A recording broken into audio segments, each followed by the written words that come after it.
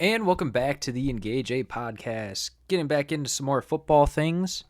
Gonna be talking about how what I thought of Michigan State so far.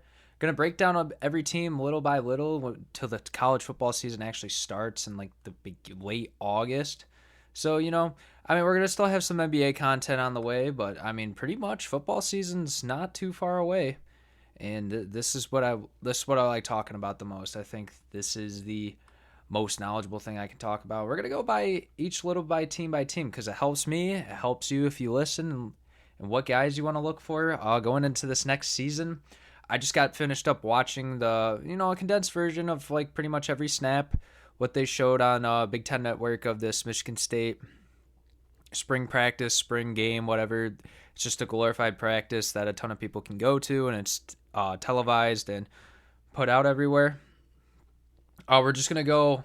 So we're going to look at this recruiting class. I'll show you some guys that I like that I've personally seen on tape and some guys that I saw in the spring game actually get some action, do a couple of things. Jordan Hall was a guy that was getting a lot of snaps on there. I know they were running a lot of Team 1 and Team 2 stuff, but Jordan Hall looked pretty good to me. He's able to shut off blocks. They didn't do a whole lot of live contact or anything like that. But Jordan Hall, from IMG, he looked pretty solid out there. He's able to get off blocks. Parachek got a lot of snaps. I saw him. He caught one pass for sure that I can talk about. It was like a third and medium at like the 15. They got it within like the 10 or 5. So good job. And from him, nothing really other too much. I didn't see too many freshmen that popped, but it's freshmen. They're not going to always play. Some transfers that I saw, Adeli from Texas A&M. He was in there on a lot of snaps. Magnum's been a guy that's been able to get in there. He's a pretty big back. He could be a nice physical runner for this force. Nathan Carter, another running back that I really like that I saw as well. And there's a couple guys that I like the size. They got a lot of big boys. Getting 3D linemen transfers. Got Aaron Alexander from UMass. That's a guy that I think could be blossom into someone really nice. They got 2 tight ends too. So looking at this roster, I'll show you some guys. I'll talk about some guys that I've noticed that popped a little bit in the spring game. Put some guys, that might not be completely on your radar, but you never know. So, I saw Mangham play. He was in there a lot at corner. Charles Brantley was too. They looked solid in coverage. They were able to be a little bit physical. Chester Kimbrough, I think it's his last year. He's been a multi-year starter. He's been a guy that's played in big games. Anyone else? Really? I saw Chance Rucker was out there a lot. But nothing too much else from the DBs. D lineman, honestly, I didn't notice too much. D lineman, I saw Baya Joby, which is someone from Oklahoma that Michigan State got pretty early in the 2023 recruiting process. He was a guy that we liked. It was between Michigan State and Oklahoma, and he decided to follow Mel Tucker to the East Lansing. Adeli, he's a transfer that I think could blossom into something really productive. Jacoby Winden's returning. Jordan Hall, like I said, a guy that I liked. Darius Snow is a returning guy that I really like. So is Cal Halliday as well. Not going to talk about the offensive lineman too much. Number 76 looked pretty good in the drills that they were doing. Andy Hartman, he's a pretty big boy. He was able to do some things. Okay, so let's talk a little bit about the quarterbacks that I saw play. Peyton Thorne looked really good. All the quarterbacks honestly looked really rough in the beginning of their first couple periods or whatever that they were doing. They weren't really making throws. Noah Kim looked like he shouldn't even belong in an FBS team. But Peyton Thorne probably going to be the starter again next year. He's been the starter the last 2 years, and he played in the COVID year as well. He was a lot better his junior year, honestly, than this year, but I don't know. Peyton Thorne, it's going to be his last year. I will say, for QB2, it's going to be a good battle. Noah Kim, he had that really nice throw to Antonio Gates Jr., which is a guy that I think that's going to probably step up. Same with Tyrell Henry, I'm pretty sure is his name as well, that I saw in the spring game. Noah Kim, he looked okay. Caden Hauser, I think Noah Kim probably has the QB2. Caden Hauser has the number 3. I like Caden Hauser's pocket mobility and able to make the easiest throws possible for himself. He's got some accuracy issues that he could work on a little bit more. But I still think Peyton Thorne is the number one guy, but who knows? I mean, Peyton Thorne didn't really perform too well in games last year, so I'd be excited. I saw Kirsten Banks. He got in there a little bit too with the weird 38, but I mainly saw 10, 12, and 14 taking a lot of reps with the ones and twos. Jaron Manham, he's obviously a transfer. Going to be his last year of eligibility. Big running back, 6'2", 230. You know, watching him run, he doesn't have that acceleration from that's going to make big plays, but he's going to be a solid physical running back, and he's going to get on in that field in that play. You don't get a redshirt senior and don't play him. Nathan Carter was a guy he's probably my favorite running back on this team, to be honest. He's got definitely the best open field ability for sure, and I mean he's a physical guy too. Yeah, he's a little bit shorter, but he can run it. And then Jalen Berger, he's probably our best pass catching back, and I mean he's gonna find his way to get out onto the field, whether it's receiving or if it's at the running back position. Jordan Simmons I saw a little bit, but I don't know how much touches he's gonna get, considering I think the three backs that I just mentioned. Davion Prim got a lot of touches too, but I didn't really like too much what I saw from him either. Receivers wise, Malik Carr probably going to be the day one starter in my opinion. Jalen Franklin got out there a little bit, but yeah, I mean other than that, there's nothing too much to talk about. Brendan Parachek, he might be a tight end number 2, depending. He got out there a decent amount. Keon Coleman, obviously going to be a big returning guy. He didn't do too much in the spring game, but he's kind of solidified as the wide receiver 1. I thought he was definitely the most productive receiver on the team last year. I think a little bit ahead of Jaden Reed, but Jaden Reed was also a big force just because of his special teams impact. Tyrell Henry had a really nice one-handed catch that kind of caught my eye. This kid, I mean, I've seen him surface everywhere. I saw he was a recruit in the 2022 class, and I mean, I think this kid, he's going to be a nice slot guy. He's a little bit slender, 6 foot, 175, but I think he's going to have a nice impact. Antonio Gates would be awesome to see him get on the field a little bit, see what he can do. I saw Jaron Govler make a couple catches. Christian Fitzpatrick, he was playing on the outside. He's a 6'4 guy. He could potentially be someone. Trey Mosley, I think this is his last year here.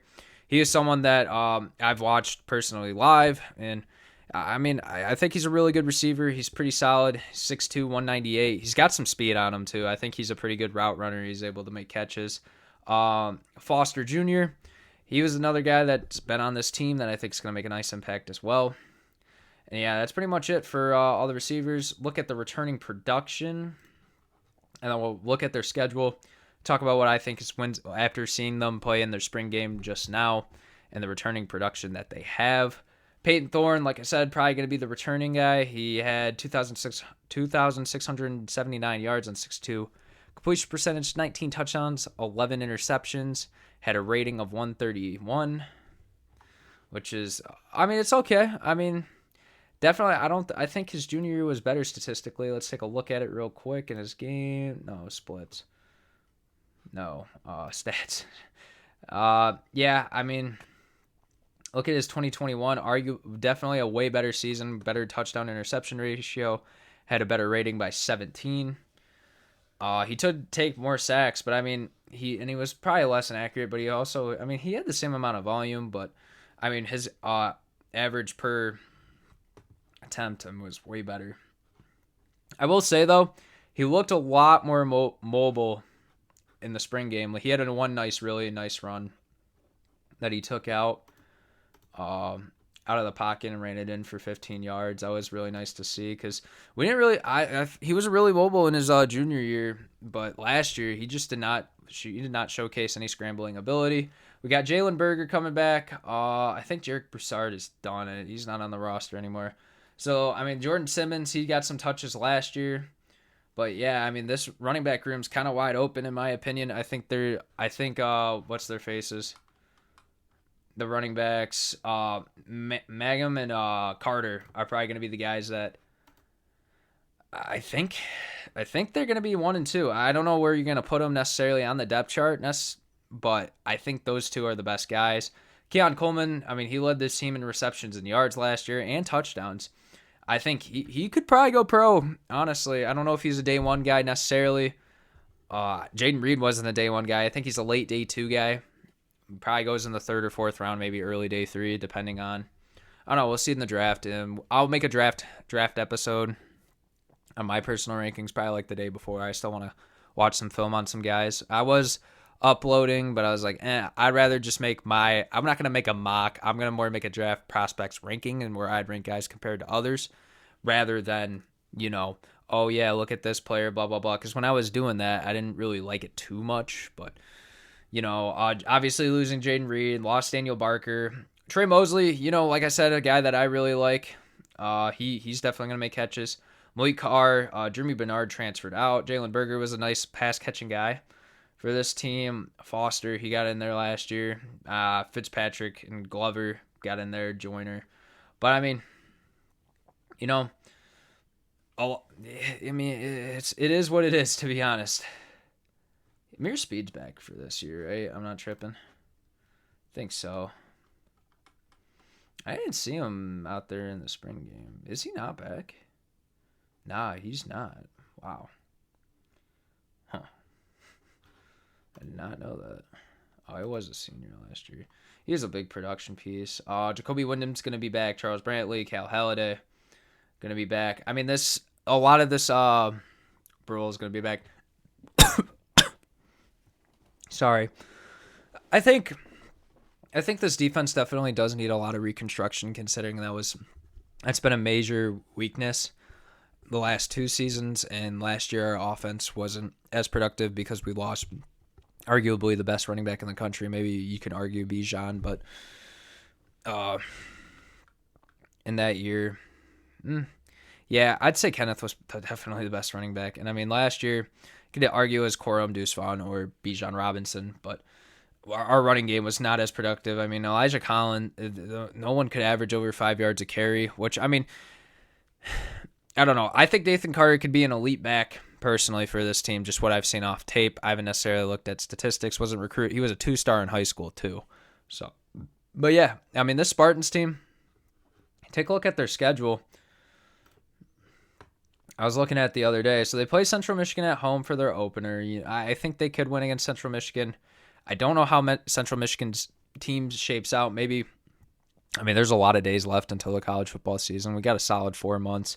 So maybe we'll get to them. I plan on doing this one every day or every couple days. Maybe we upload 2 videos in one day, and I don't upload. Then you never know. I might.